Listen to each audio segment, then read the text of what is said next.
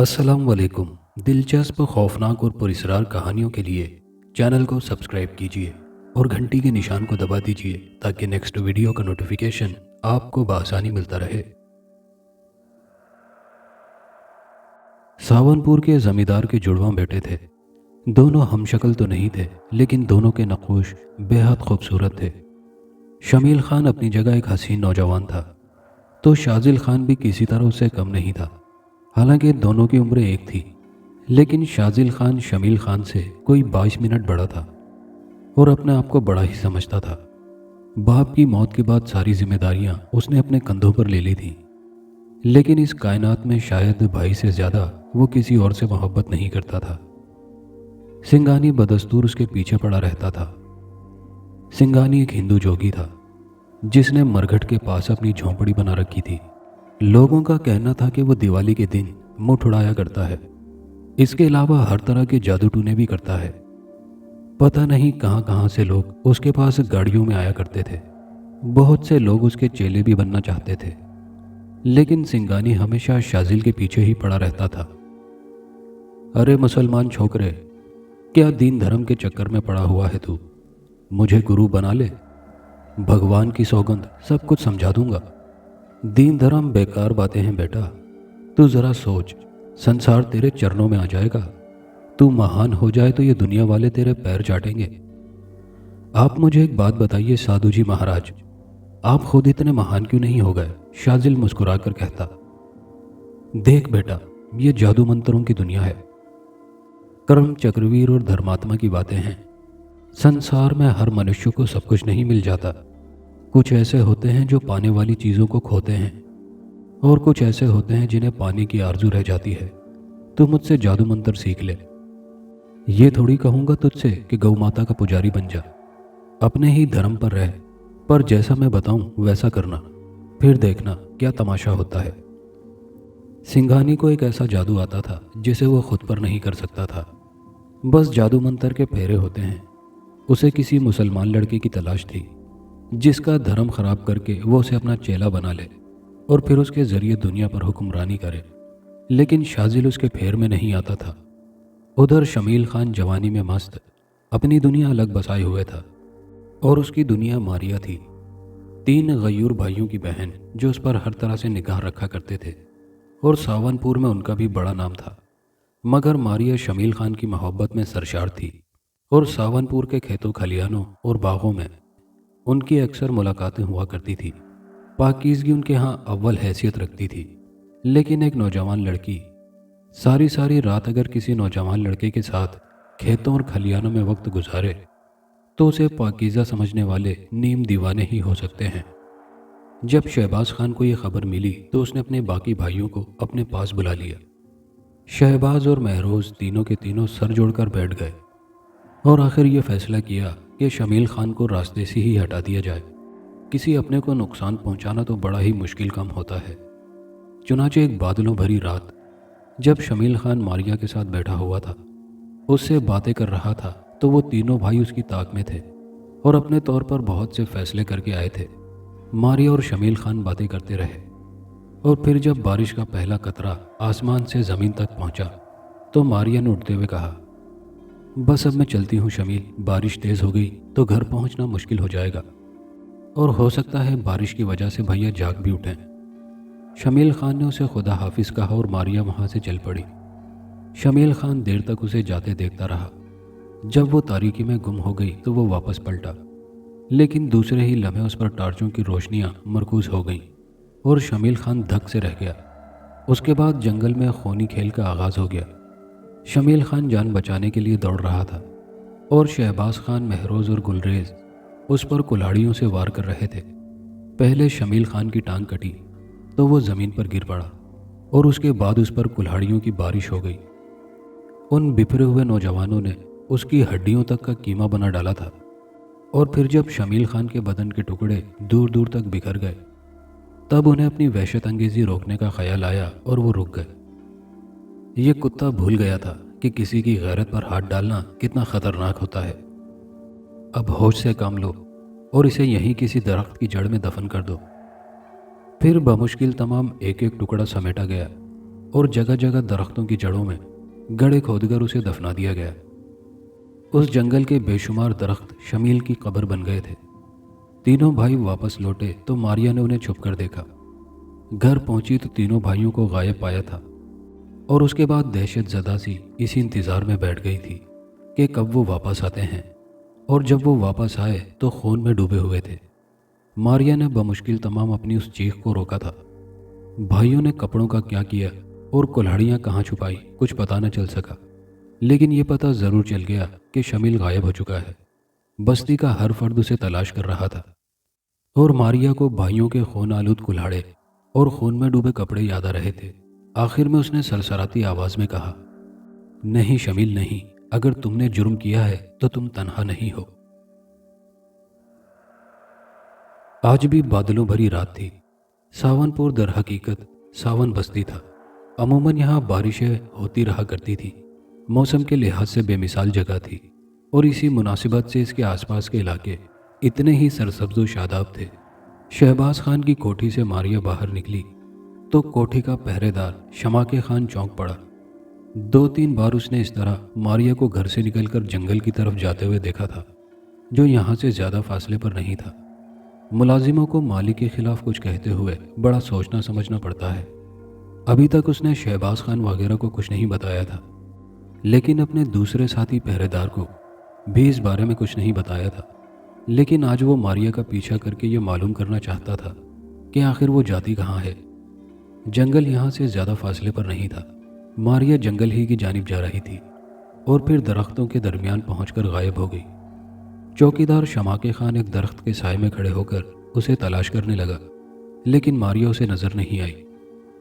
अलबत्ता अचानक ही उसे अपने कुर्बो जवार में सरसराहटें सी महसूस हुई और उसने चौंक कर पलटना चाहा, लेकिन ऐन उसी वक्त दरख्त की एक मोटी शाख उसके गिर्द लिपट गई। शमाके खान हैरत ज़दा सा उस शाख को देख रहा था। फिर देखते ही देखते शाख ऊपर उठती चली गई और शमाके खान फिजा में लटक गया। उसके हलक से बमुश्किल निकला था, कौन है, कौन है, छोड़ो छोड़ो। अचानक ही दरख्त की शाख अपनी जगह से सिमट गई और शमाके खान नीचे गिर गया। वो वहशतज़दा अंदाज में चारों तरफ देखने लगा। दूर दूर तक कोई नज़र नहीं आ रहा था। उसने फिर डरे डरे अंदाज में कहा, कौन है, सामने आओ, सामने आकर बात करो। लेकिन जवाब में कोई आवाज़ सुनाई न दी। अब वो बुरी तरह खौफज़दा हो गया था। फिर वो अपनी जगह से उठा और फुर्ती से एक जानिब दौड़ लगा दी, लेकिन अचानक ही एक तरफ से दरख्त की 2 शाखें आगे बढ़ी और उसकी दोनों बगलों से लिपट गईं। उसके बाद सामने से 2 शाखें उसकी तरफ आईं और उसकी दोनों टांगों से चिमट गईं। उन शाखों ने उसे किसी ऐसे इंसान की तरह अपनी गिरफ्त में ले लिया जो इंतहाई ताकतवर हो। शमाके खान ने खौफज़दा निगाहों से सामने मौजूद दरख्त की जड़ों को देखा और उसका दिल दहशत से बंद होने लगा। दरख्तों की शाखों के संगम पर एक इंतहाई हौलनाक और भयानक चेहरा नमूदार हुआ, जिसकी आंखें खौफनाक अंगारे बरसा रही थी। उस चेहरे को देखकर कोई भी जिंदा इंसान जिंदगी से महरूम हो सकता था, लेकिन शमाके खान ने अपने ताकतवर वजूद से काम लेते हुए दरख्त की गिरफ्त से निकलने की कोशिश की, लेकिन ऐसा नहीं हो सका। फिर उसने चीखने की कोशिश की, लेकिन दरख्त की एक शाख सीधी होकर उसके हलक में दाखिल हो गई और इस तरह दाखिल हुई कि हलक में घुसकर गर्दन से बाहर निकल गई। कुछ ही लम्हों के बाद दरख्तों ने उसकी ज़िंदगी छीन ली थी। जब उसकी जान निकल गई तो दरख्त की शाखें आहिस्ता आहिस्ता सिमट गईं। शमाके खान का मुर्दा वजूद ज़मीन पर गिर चुका था। फिर सावनपुर वालों को उसकी लाश दस्तयाब हुई और चारों तरफ हाहाकार मच गई कि इस जंगल में कोई वहशी दरिंदा आ गया है। सावनपुर के नौजवान उस वहशी दरिंदे की तलाश में निकल खड़े हुए थे। कुछ दिन तक कुछ न हुआ, लेकिन एक रात फिर मारिया को जंगल की जानिब जाते हुए देखा गया। शमाके खान की जगह दूसरा पहरेदार पहरे पर था। ये ज़रा समझदार आदमी था। उसने खुद जाने की बजाय जल्दी से अंदर जाकर गुलरेज खान और महरोज खान को इत्तला दी। शहबाज खान शहर से बाहर गया हुआ था। बहरहाल ये सुनकर दोनों भाई दंग रह गए थे। चुनाचे वो तैयार होकर चौकीदार की रहनुमाई में जंगल की जानिब चल पड़े। मारिया जंगल में जाकर गायब हो गई थी और तीनों अफराद पागलों की तरह उसे तलाश करते फिर रहे थे। कुछ समझ में नहीं आ रहा था कि ये मारिया जंगल में कहाँ गायब हो गई थी, लेकिन अभी वो तीनों के तीनों जंगल में भटक ही रहे थे कि अचानक ही जंगल के दरख्त जुम्बिश में आ गए शाखें सरसराहटों के साथ उन्हें तलाश करती हुई उन तक पहुंच गईं। महरोज खान की टांग एक शाख की गिरफ्त में आई तो वो धड़ से ज़मीन पर गिर पड़ा और शाख ने उसे अपनी तरफ घसीट लिया। शाख उसे दरख्त के तने की तरफ ले जा रही थी। फिर दरख्त के तने में एक इंतहाई हैबतनाक चेहरा नमूदार हुआ जिसका मुंह खुला हुआ था। शाख ने उसे झटके के साथ उस तने के अंदर फेंक दिया और तने का मुंह बंद हो गया। महरोज खान तने के अंदर गायब हो चुका था। यही कैफियत गुलरेज और नए चौकीदार की हुई थी। दरख्त ने उन्हें अपनी शाखों में समेट लिया और दूसरी सुबह उनकी भयानक लाशें भी उसी शक्ल में दस्तयाब हुई। सावनपुर खाली होना शुरू हो गया था। किसी भी कोशिश में कामयाबी हासिल नहीं हो रही थी। लोग ऐसे दरिंदों की तलाश में थे जो इस तरह इंसानों को खाक में मिला दिया करते हैं। लेकिन फिर एक बुजुर्ग शख्स ने एक इंकिशाफ किया। उसने कहा, एक बात बताओ, वो चौकीदार जो पहली बार हलाक हुआ था, क्या उसका ताल्लुक शहबाज खान के घराने से नहीं था? क्या अब जो 3 अफराद मारे गए हैं उनमें से 2 शहबाज खान के भाई नहीं थे? शहबाज खान खुद भी सख्ते में था। घर ही खाली हो गया था और समझ में नहीं आ रहा था कि क्या होना चाहिए। वो हर तरह की कार्रवाइयाँ कर चुका था। पुलिस के आला तरीन अफसरान हर तरह की खोज लगाते फिर रहे थे, लेकिन भला पता कैसे चल सकता था? किसी के तस्वुर में भी नहीं था कि खौफनाक जंगल में नजर आने वाले दरख्त रात की तारीकियों में भयानक शक्ल इख्तियार कर जाते हैं। उनमें इंसानी चेहरे नमूदार होते हैं, लेकिन इस कदर भयानक कि इंसान का पित्ता पानी हो जाए। शहबाज खान को अपने भाइयों की मौत का दिली रंज था और उसकी समझ में नहीं आता था कि आखिर वो कौन है जिसने उसकी दुनिया तारीक कर दी है। असल में भूल जाने वाले भूल जाते हैं कि जो दूसरों की दुनिया तारीक कर देते हैं उनके आंगन में भी तारीकियां उतर सकती हैं। इस तमाम कहानी के पीछे एक नाम था और नाम था शाजिल खान, शमील खान का 22 मिनट बड़ा भाई। आज शहबाज खान का घराना तारीक हो रहा था, लेकिन गुजरी हुई कल उन्होंने शमील खान के जिस्म के जिस तरह टुकड़े टुकड़े किए थे वो उन्हें याद भी नहीं रहे थे। शाजिल खान अपने भाई की गुमशुदगी से सख्त दिल बर्दाश्ता हो गया था। वो बीमार होकर पलंग से लग गया। भाई को तलाश करने की कोई तदबीर कारगर नहीं हुई थी। वो पागलों की तरह मारा मारा फिरता था। भाई के बगैर उसकी दुनिया तारीक हो गई थी। उसका एक लम्हे के लिए भी इस दुनिया में दिल नहीं लगता था। वो बस भटकता ही रहता था और इसी तरह भटकता हुआ एक दिन वो फिर शमशान घाट की जानिब निकला। सिंगानी की मुड़िया जों की तू थी और सिंगानी उसी तरह बबूत मले उसके सामने आ गया था। कहा था ना तुझसे, संसार में जो शक्तिमान होते हैं उन्हें ही जीने का हक होता है। मार दिया ससुरों ने तेरे भाई को, मार दिया हराम के जनों ने उसे। अपनी बहन को ना रोक पाए उसका जीवन ले लिया। शाजिल चौंक पड़ा था। क्या कह रहे हो सिंगानी महाराज? अरे हाँ रे, जा दरख्तों की जड़ों में जाकर टुकड़े निकाल ले उसके। मेरे भाई के? तो और क्या, मार दिया उसे शहबाज खान के घर वालों ने, क्योंकि वो उसकी बहन से प्रेम करता था। क्या तुम सच कह रहे हो सिंगानी? हाँ रे बालक, सच कह रहा हूँ। पर एक बात कहूँ तुझसे, जीवन में मनुष्य गलतियों पर गलतियाँ करता चला जाता है। जोश में भरकर शहबाज खान के घर जाएगा, या तो खुद मारा जाएगा, या अगर उन्हें मार भी दिया तो फांसी चढ़ जाएगा। ये तो कोई बदला ना हुआ। बदला तो ऐसा हो कि संसार वाले याद करते रह जाएं। सिंगानी, मेरी मदद करो। जा रे, पहले कब मना किया है तुझे पागल? चल आ जा, मैं तुझे तेरे भाई की खोपड़ी निकाल कर देता हूँ। और सिंगानी रात की तारीकियों में उसे लेकर जंगल में दाखिल हो गया। वो दरख्तों की जड़ों को देखता फिर रहा था। फिर एक दरख्त की जड़ के पास रुककर उसने ज़मीन की खुदाई शुरू कर दी और दर हकीकत वहाँ से एक इंसानी खोपड़ी नमूदार हो गई जो अब सूख चुकी थी और उसके नक्श ख़त्म हो गए थे। ये देख, मेरे हाथ के पार देख। जादूगर सिंगानी ने अपना हाथ सामने कर दिया। अब खोपड़ी उसके हाथ के नीचे थी और उसका हाथ शाजिल और खोपड़ी के दरमियान था।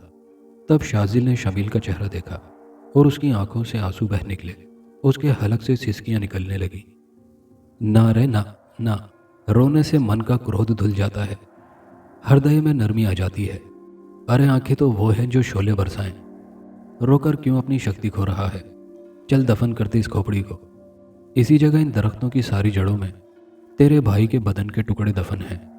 उन 3 सुरमाओं ने अकेले को कुल्हाड़ियों से काटकर ये कारनामा सर अंजाम दिया था।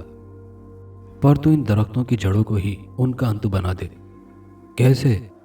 شازل کی غرائی ہوئی آواز ابھری۔ میں تجھے بتاؤں گا۔ ٹھیک ہے سنگانی مہاراج، آج سے میں آپ کو اپنا گرو تسلیم کرتا ہوں، شازل نے کہا۔ شہباز اپنے بھرے پورے گھر سے محروم ہو گیا تھا۔ دونوں بھائیوں کی یاد اس کے دل میں تڑپ بن گئی تھی۔ شادی وغیرہ تو ان میں سے ابھی تک کسی نے نہ کی تھی۔ بہن الگ نیم مردہ حالت میں گھر کے ایک گوشے میں پڑی رہا کرتی تھی۔ شمیل کی موت کے بعد دنیا سے رابطے ہی توڑ دیے تھے۔ بھائی بھی اس سے ناراض تھے اور پھر یہ ایک معمول بن گیا۔ اس دن بھی شہباز رات کی تاریکیوں میں کھڑا خلاؤں میں گھر رہا تھا کہ اس نے ماریا کو بڑے گیٹ سے باہر نکلتے ہوئے دیکھا۔ نئے چوکیدار کو ساری صورتحال کا علم تھا۔ اب کسی کی مجال نہیں تھی کہ ماریا کے پیچھے ایک قدم چلے، لیکن شہباز خان کو تجسس پیدا ہوا کہ آخر یہ ماریا جاتی کہاں ہے۔ وہ مسلح ہو کر اس کے پیچھے چل پڑا۔ ماریا جنگل میں داخل ہو گئی تھی اور پھر بہت سے درختوں کے درمیان سے ہوتے ہوئے شہباز خان ایک درخت تک پہنچا۔ ماریا اس کے سامنے دوسرے درخت کے تنے سے ٹیک لگائے کھڑی ہوئی تھی۔ شہباز خان یہ دیکھنا چاہتا تھا کہ ماریا یہاں کیا کرنے آئی ہے کہ اچانک ہی اسے ایک ہلکی سی سرسراہٹ کا احساس ہوا اور دفتن ہی درختوں کی شاخیں اس کے جسم کے گرد لپٹ گئیں۔ شہباز خان نے چونک کر ان شاخوں کو دیکھا اور پھر اپنے آپ کو ان سے چھڑانے کی کوشش کرنے لگا۔ ماریا اب اس کی جانب متوجہ تھی۔ دفتن ہی وہ آگے بڑھی اور اس نے درختوں کی شاخوں کو ہاتھوں سے پکڑ کر ہٹاتے ہوئے کہا، نہیں شازل بھائی نہیں، اس خاندان کا آخری چراغ بھی بجھانے کی کوشش مت کرو، اسے جلتا رہنے دو تاکہ یہ اپنے احساس کی آگ میں ہمیشہ جلتا جھلستا رہے۔ درختوں کی شاخیں ڈھیلی پڑ گئیں۔ شہباز خان کے منہ سے نکلا، شازل؟ ہاں، شمیل کا بڑا بھائی، جس نے اپنا ایمان دھرم اپنے انتقام کی خاطر آگ میں جھونک دیا تھا اور سادھو سنگانی سے جادو سیکھ کر اپنے بھائی کا انتقام تمہارے دونوں بھائیوں سے لے لیا۔ شہباز خان، کم از کم تمہیں محبت کی پاکیزگی کا تو احساس تو کر لینا چاہیے تھا۔ خدا کی قسم ہم دونوں گناہ گار نہیں تھے، ہمارے لباس بھی ایک دوسرے تک کو نہ چھوئے تھے، مگر تم نے اپنی طاقت کی آگ میں میرے شمیل کو جھونک دیا۔ جتنے درختوں کی جڑوں میں تم نے اس کے ٹکڑے دفن کیے ہیں، ان میں سے ہر درخت انتقام بن چکا ہے۔ گلریز، مہروز اور تمہارے دوسرے چوکیداروں کو انہی درختوں نے انتقام کا نشانہ بنایا ہے۔ یہ جنگل انتقام کا جنگل ہے، سمجھ رہے ہو نا تم؟ ہماری پاکیزہ محبت کو تم نے گناہ کی نظر سے دیکھا اور تم تینوں نے مل کر شمیل کے ساتھ وہ انسانیت سے سلوک کیا جو کسی طور مناسب نہیں تھا۔ آہ، کاش تم دونوں ہم دونوں کی محبت کا راستہ نہ روکتے۔ ماریا، تو نے اپنے دونوں بھائیوں کی موت اپنی آنکھوں سے دیکھی، تیرے دل میں بہن کی تڑپ بھی پیدا نہ ہوئی تو اگر چاہتی تو انہیں مرنے سے روک سکتی تھی۔ مجھے مرنے سے کس نے روکا بڑے بھیا؟ بتاؤ میرے بھائی، مجھے مرنے سے کس نے روکا؟ میں تو اسی دن مر گئی تھی جب تم اپنے خون آلود کلاڑیاں لہراتے ہوئے میرے شمیل کے خون میں ڈوبے ہوئے گھر میں داخل ہوئے تھے، اور اس کے بعد جب میں نے شمیل کو تلاش کیا تو مجھے پتا چلا کہ وہ تو تمہارے ظلم کا شکار ہو چکا ہے۔ وعدہ کیا تھا ہم نے بڑے بھیا کہ ایک دوسرے کے بغیر نہیں جئیں گے، میں نے تو وہیں خودکشی کر لی تھی۔ یہ تو میری روح تھی جو تمہارے سامنے چلتی پھرتی نظر آتی تھی۔ بھیا تم نے شمیل کو مار دیا، میں اس کے پاس پہنچ گئی، روک سکے تم ہمارا راستہ؟ اور جہاں تک میرا تعلق ہے میں نے تم سے اپنا انتقام نہیں لیا، مگر شازل وہ تمہیں کیسے چھوڑ سکتا تھا؟ یہ سب اسی نے کیا ہے۔ بھیا کاش تم ایسا نہ کرتے، خاندان ہی ختم ہو گیا۔ یہ درخت تمہیں بھی اپنی آغوش میں لے کر زندگی سے محروم کرنے کے خواہش مند ہیں، لیکن تمہیں زندہ رہنا چاہیے، عبرت کا نشان بن کر۔ ہو سکتا ہے کبھی کوئی ایسی ضرورت کسی محبت کرنے والے کو پیش آ جائے اور اس وقت تم اپنے لٹے ہوئے قافلے کے واقعات بیان کر سکو اور کسی کو عقل آ جائے۔ جاؤ بڑے بھیا، اپنی تنہائیوں کا ماتم کرو۔ کسی کے ساتھ ایسا ظلم کرنا اچھی بات نہیں ہوتی جو تم نے کیا۔ دیکھو ہم دونوں تو پھر یکجا ہیں، تم ہمارا کیا بگاڑ سکے؟ شمیل ادھر آؤ۔ اور ایک درخت کے تنے کے عقب سے ایک چمکدار ہیولا باہر نکل آیا۔ یہ شمیل خان تھا جو فضا میں تیرتا ہوا اس کی طرف آ رہا تھا۔ قریب آ کر اس نے ماریا کا ہاتھ پکڑ لیا۔ طنزیہ مسکراہٹ کے ساتھ شہباز خان کو دیکھا اور کہا، ٹھیک کہتی ہو ماریا، اسے دنیا کے لیے نشان عبرت بن کر رہنا چاہیے۔ آؤ چلیں۔ وہ دونوں چند قدم چلے اور اس کے بعد فضا میں تحلیل ہو گئے۔ دوستو کہانی اچھی لگی ہو تو ویڈیو کو لائک شیئر ضرور کیجیے گا، اور اگر ابھی تک آپ نے چینل کو سبسکرائب نہیں کیا تو چینل کو سبسکرائب کر لیجیے۔ شکریہ۔